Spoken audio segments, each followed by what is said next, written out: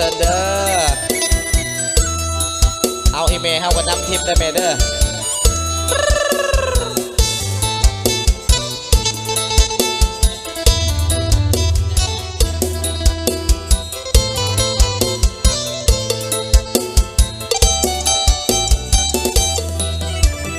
ยืนคอยน้องด้วยความห่วงใยสาวอุดมใสแฟนอายเจ้าไปไกลห่างปล่อยให้อายเหงาคอยเจ้าด้วยความอ้างว้างก่อนไปเจ้าให้ความหวังคอยนางจะหวนขึ้นมามีแดนเซอร์เด้อยืนคอยน้องอยู่วัดผู้ทาสายลมโชยพัดไอ้สั่นจนหลั่งน้ำตาเจ้าไปอยู่ใสเมื่อใดจะหวนขึ้นมาน้องลืมคำมั่นสัญญาหรือว่าน้องไปมีใหม่บุญบังไฟเงาหลายบ่มีเจ้าเคียงน้องอยู่ในเวียงหรืออยู่สวรรค์แดนใต้แดนดินทิ่นเหนือน้องเบื่อไปแล้วหรือใดเบื่อคนจนคืออายจริงได้มีไม่มาขอวอนไหวพระเจ้าสิงคำช่วยดลงามคำตาดำขึ้นบ้านเถิดน้องเถียงหน้าหลังเก่าคอยเจ้าด้วยความหม่นหมอง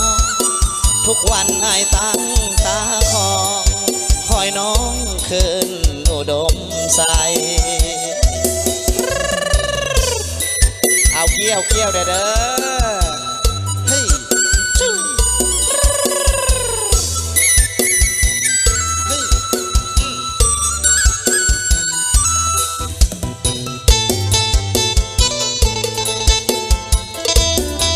มีแดนเซอร์ชายแดนเซอร์หญิงพร้อมมาเลยนะ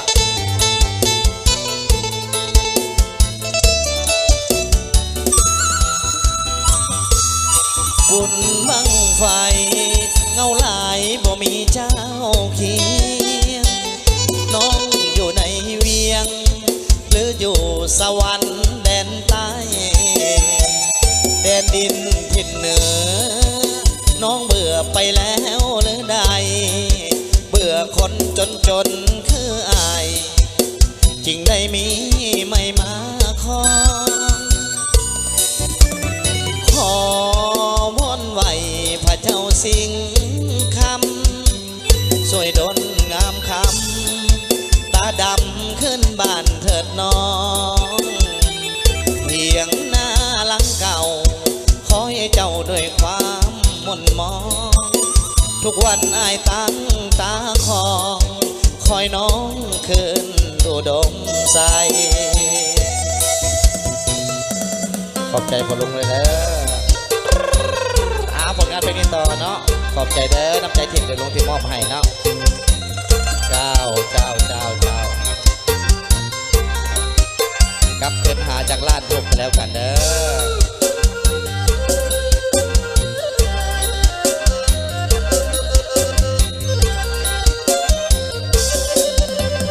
จังว่าฟ้าเอ้ยฟ้าห้องข้าถ้าให้ใจเงางวมคิดฮอดตาหวานเจ้าจากไปในเมืองตั้งนานฟ้าไอ้ทาอยู่บ้านนั่งกินน้ำตา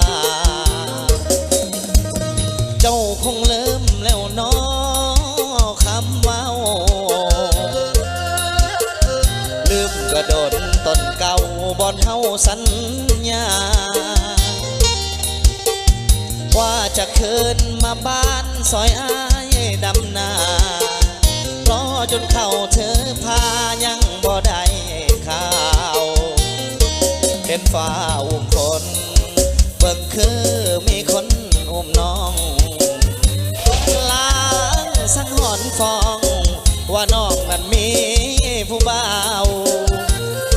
ามเมฆไหลซ้อนเบิ่งคือคนนอนบนตักเจ้า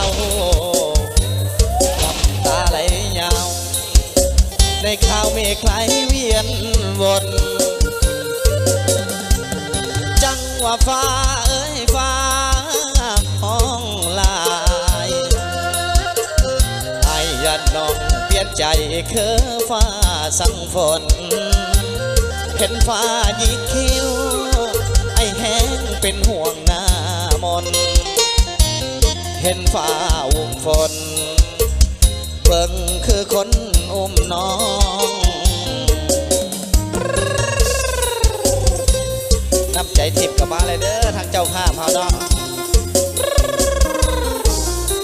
เอาเกี้ยวเลยเด้อเฮ้ยกูน่าจะได้ทิพย์ว่าเป็นแดนเซอร์เด้อมาเลยเด้อ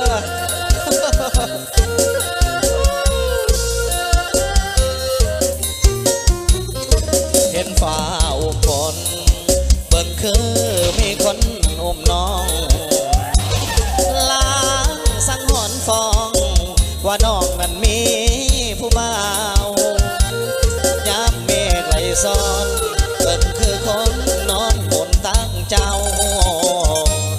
น้ำตาไหลยาวในข่าวเมฆไหลเวียนวนจังว่าฟ้าฟ้าห้องลายไอ้ยันน้องเปลี่ยนใจคือฟ้าสั่งฝนเห็นฟ้ายิงคิ้วไอ้แห้งเป็นห่วงหน้ามนเห็นฟ้าอุ้มฝนเบิ่งคือคนอุ้มน้องไอ้แนมเห็นฟ้าอุ้มฝนคือจังมีคนมาอุ้มแฟนอาย